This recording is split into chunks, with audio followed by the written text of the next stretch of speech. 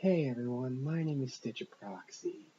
If you guys don't know by the name of the video, it's a creepypasta video we're going to be doing. I'm going to be doing one of my usual creepypasta reviews. I have actually stopped doing for a while because I've been working and usual stuff, but I actually am a big fan of this one, and it's one of my favorite creepypasta creatures known as the rake, and this one is sorry.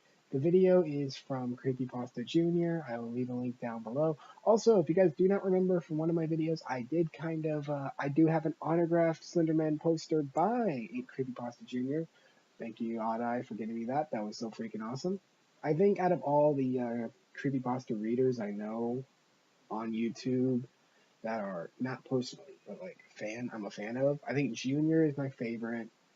Mr. Creepypasta is my second. And then Creepy MC is my third. But Junior is one of my favorites because I love his voice and I love his stories. I'm going to be doing two different ones for you guys today. And if you guys don't know how I do these, I do not talk while I do these reviews. I keep my mouth shut. And if you guys can understand that, please, if you guys don't like that, you guys can listen to the story, but I won't talk at all through the whole thing. You won't be hearing anything. You might hear sprinklers in the background because my uncle's sprinklers are going off, and that's pretty much it. Hope you guys hope you guys are having a great time, almost Halloween as well. But let's get this video started. This is the Rake Creepypasta from Mr. Creepypasta Jr.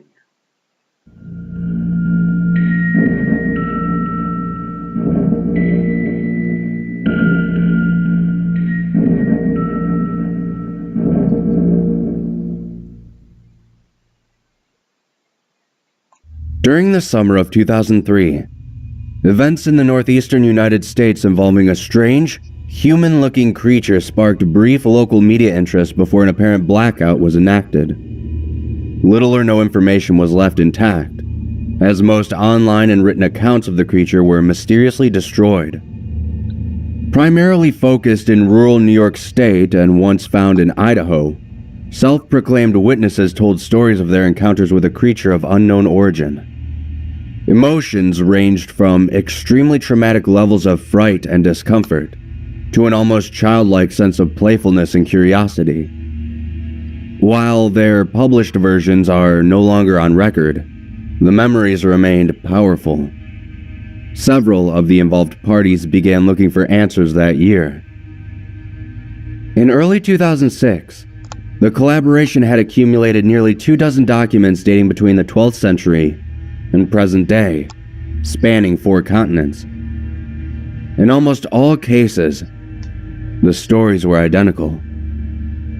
I've been in contact with a member of this group and was able to get some excerpts from their upcoming book. A suicide note, 1964. As I prepare to take my life, I feel it necessary to assuage any guilt or pain I have introduced through this act. It is not the fault of anyone other than him. For once I awoke and I felt his presence, and once I awoke and saw his form. Once again I awoke and heard his voice, and looked into his eyes. I cannot sleep without fear of what I might next awake to experience. I cannot ever wake again. Goodbye. Found in the same wooden box were 2 empty envelopes addressed to William and Rose, and 1 loose personal letter with no envelope. Dearest Linny, I have prayed for you. He spoke your name. A journal entry translated from Spanish, 1880. I have experienced the greatest terror. I have experienced the greatest terror. I have experienced the greatest terror. I see his eyes when I close mine. They are hollow.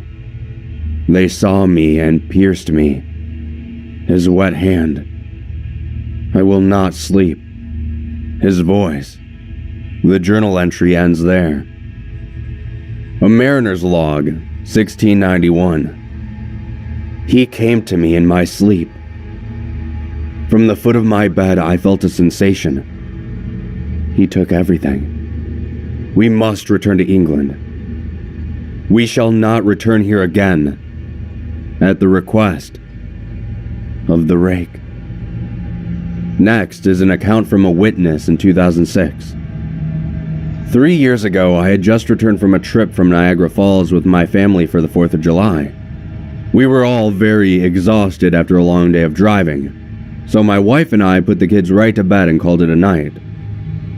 At about 4 a.m., I woke up thinking my wife had gotten up to use the restroom. I used that moment to steal back the sheets, only to wake her in the process.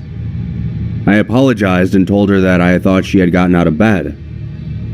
When she turned to face me, she gasped and pulled her feet up from the end of the bed so quickly her knee almost knocked me out of the bed. She then grabbed me and said nothing. After adjusting to the dark for half a second, I was able to see what caused the strange reaction. At the foot of the bed, sitting and facing away from us, there was what appeared to be a naked man, or a large, hairless dog of some kind. Its body position was disturbing and unnatural, as if it had been hit by a car or something. For some reason, I was not instantly frightened by it, but more concerned as to its condition. At this point, I was somewhat under the assumption that we were supposed to help it. My wife was peering over her arm and knee, tucked into the fetal position, occasionally glancing at me before returning to the creature. In a flurry of motion, the creature scrambled around the side of the bed, and then crawled quickly in a flailing sort of motion right along the bed, until it was less than a foot from my wife's face. The creature was completely silent for about 30 seconds, or probably closer to 5, it just seemed like a while, just staring at my wife.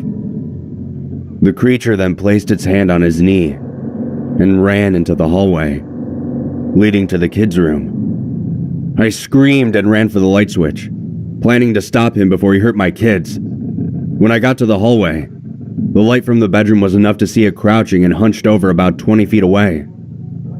It turned around and looked directly at me, covered in blood. I flipped on the switch in the hallway and saw my daughter, Clara. The creature ran down the stairs, while my wife and I rushed to help our daughter. She was very badly injured and spoke only once more in her life. She said, "He is the rake." My wife drove her car into a lake that night, while rushing our daughter to the hospital. They did not survive. Being a small town, news got around pretty quickly. The police were helpful at first, and the local newspaper took a lot of interest as well. However, the story was never published, and the local television news never followed up either. For several months, my son Justin and I stayed in a hotel near my parents' house. After we decided to return home, I began looking for answers myself. I eventually located a man in the next town over who had a very similar story. We got in contact and began talking about our experiences. He knew of 2 other people in New York who had seen the creature we now referred to as the rake. It took the 4 of us about 2 solid years of hunting on the internet and writing letters to come up with a small collection of what we believed to be accounts of the rake. None of them gave any details, history, or follow-up. One journal had an entry involving the creature in its first 3 pages, and never mentioned it again. A ship's log explained nothing of the encounter, saying only that they were told to leave by the rake. That was the last entry in the log. There were, however, many instances where the creature's visit was one of a series of visits with the same person. Multiple people also mentioned being spoken to, my daughter included. This led us to wonder if the rake had visited any of us before our last encounter. I set up a digital recorder near my bed and left it running all night, every night, for 2 weeks. I would tediously scan through the sounds of me rolling around in my bed each day when I woke up. By the end of the second week, I was quite used to the occasional sound of sleep, while blurring through the recording at 8 times the normal speed. Doing this still took almost an hour every day. On the first day of the third week, I thought I heard something different. What I found was a shrill voice. It was the rake. I can't listen to it long enough to even begin to transcribe it. I haven't let anyone listen to it yet. All I know is that I've heard it before, and I now believe that it spoke when it was sitting in front of my wife. I don't remember hearing anything at the time, but for some reason, the voice on the recorder immediately brings me back to that very moment. The thoughts that must have gone through my daughter's head make me very upset. I have not seen the rake since he ruined my life, but I know that he has been in my room while I slept. I know and fear that one night I will wake up and see him staring at me in the dark.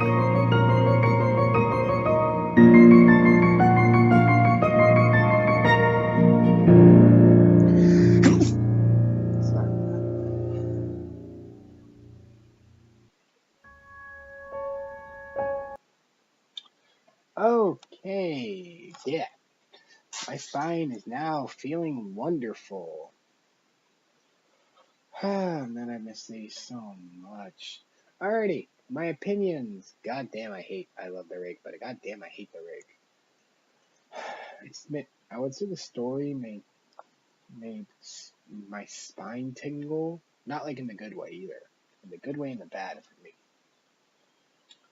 The thing is, imagining seeing the rake at the end of my bed, because I sleep by myself, so I actually could see the rake coming towards my room, because, okay, you guys don't know my room as very well. My bed is right near my bed is here, say, my bed is in front of the window, so if the rake came in by my window, he would be right at my face, so he could easily kill me. But, the thing is, if he was in my closet, and sitting on the end of my bed, there is no way I could run. Because the thing is, he's in my bed, my door is near my end of my bed, so I'm fucked. He could kill me instantly. But also, I would lose my mind telling the truth, because if he's just watching me and knows that he can kill me at any time, because I know the rake very well, that's what he does, and he starts communicating with me, yeah, I'm gonna probably lose my mind. I'll probably tell my uncle to shoot me. That's who I live with, or my family member, my uncle, or one of my other family members that I live with right now, to shoot me and pretty much get me out of this misery. I don't want to deal with the rake anymore. But the rake's also a very creepy creature.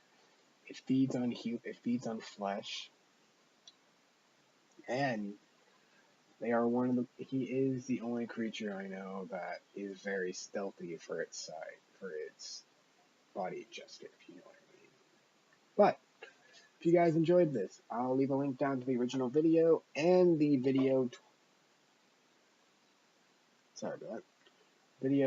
link to Creepypasta Jr.'s channel. If you guys do not know who he is, please go subscribe to this dude. He is so freaking cool. But I'll see you guys in the next video.